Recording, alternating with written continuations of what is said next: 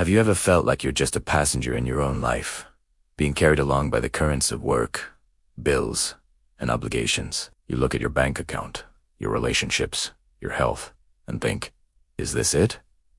Is this all I'm managing? What if I told you there's a powerful, ancient concept that can completely transform this feeling of powerlessness into one of purpose and control? It's called stewardship. And no, it's not just about money or religion. It's about becoming the master of your own universe, the trusted manager of everything you've been given. Stick with me, because by the end of this video, you'll have a practical, step-by-step guide to becoming a great steward of your life, unlocking potential you never knew you had. So, what exactly is stewardship? The simplest definition is managing something that belongs to someone else. But for our purposes, let's think bigger. It's the responsible overseeing and protection of everything entrusted to your care. This includes your finances, your talents, your time, your health, your relationships, and even your impact on the planet. Most of us think we own these things: my money, my body, my time.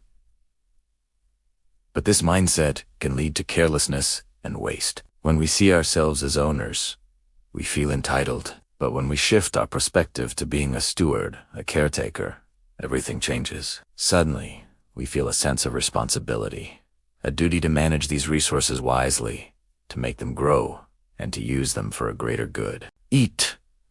The difference between a renter who doesn't care about the property and a dedicated manager who wants to see it flourish. Let's get practical. How do we apply this? We'll break it down into 4 key areas: finances, talents, time, and health.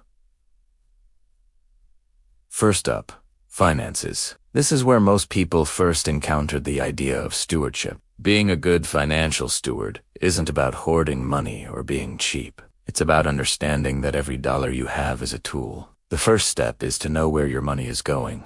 You can't manage what you don't measure. So, for the next 30 days, track every single penny. Use an app, a spreadsheet, or a simple notebook. It doesn't matter how, just do it. This isn't about judging yourself. It's about gathering data. You'll be shocked at what you find. That daily coffee, those subscriptions you forgot about it. Once you have that data, you create a plan. This is your budget.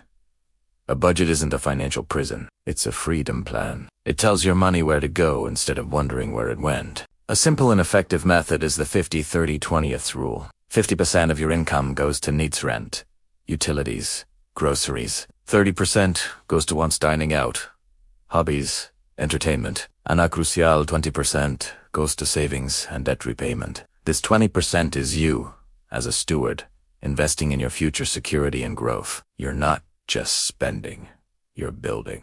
And finally, part of financial stewardship is generosity. Whether it's 1% or 10%, setting aside a portion to give back cultivates a mindset of abundance, reminding you that your resources can have a positive impact beyond your own life. Next, let's talk about your talents and skills. You have unique gifts that no one else has. Maybe you're a great listener, a fantastic cook, a wizard with spreadsheets, or you can make anyone laugh.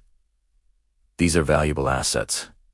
A bad steward buries their talents. They say, "Oh, I'm not good enough," or "It's just a silly hobby." A good steward identifies, develops, and deploys their talents.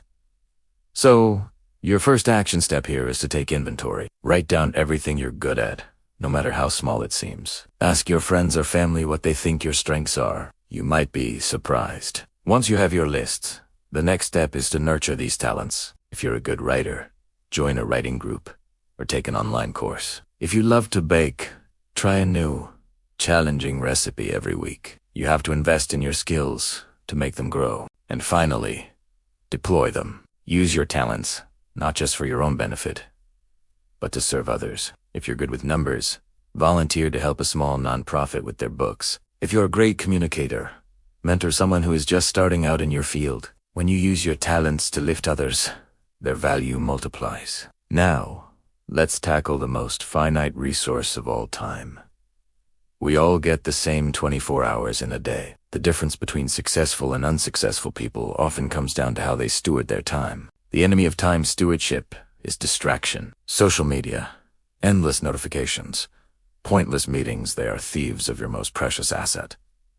The key is to be intentional. Start by conducting a time audit for 1 week. Just like with your finances, track how you spend your time.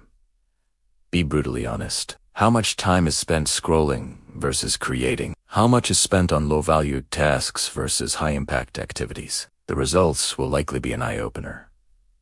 Next, you need to set clear priorities. Use something like the Eisenhower matrix. Divide your tasks into 4 quadrants. Urgent and important. Important but not urgent. Urgent but not important. And not urgent and not important. Good stewards live in the important but not urgent quadrant. This is where you work on long-term goals, personal development, and relationship building. It requires discipline to choose this over the urgent tasks that are always screaming for your attention. Block out time in your calendar for these important activities. Treat them like unbreakable appointments.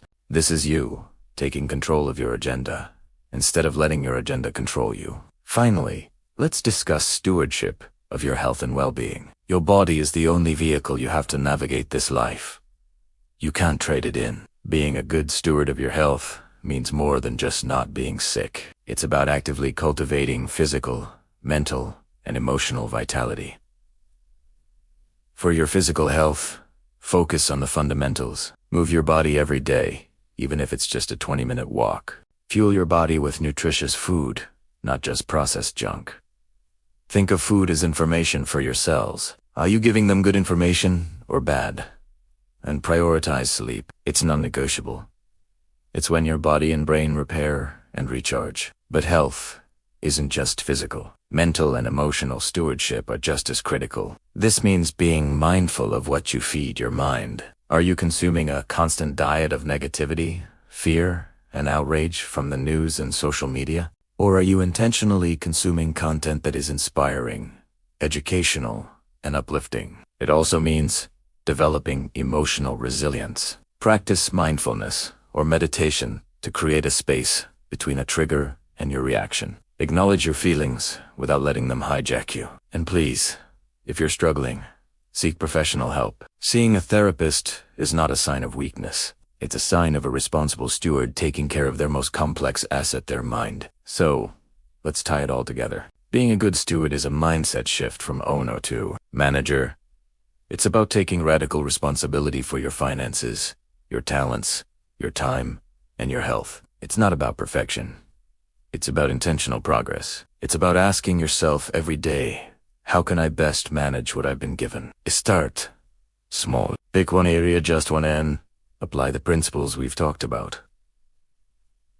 Track your spending for a month. Identify one talent and find a way to develop it this week. Do a time audit for just 1 day. Go for a walk. The journey of 1,000 miles begins with a single, intentional step. You have been entrusted with this one incredible life. Don't just let it happen to you. Manage it. Nurture it. Grow it. Be the faithful steward you were meant to be. If this video gave you a new perspective, do me a favor and hit that like button. It really helps the channel reach more people, and for more practical guides on living an intentional life, make sure you subscribe and turn on notifications. Now, I want to hear from you. In the comments below, tell me which one of the 4 areas, finances, talents, time, or health, you're going to focus on first. Let's support each other on this journey. Thanks for watching, and I'll see you in the next one.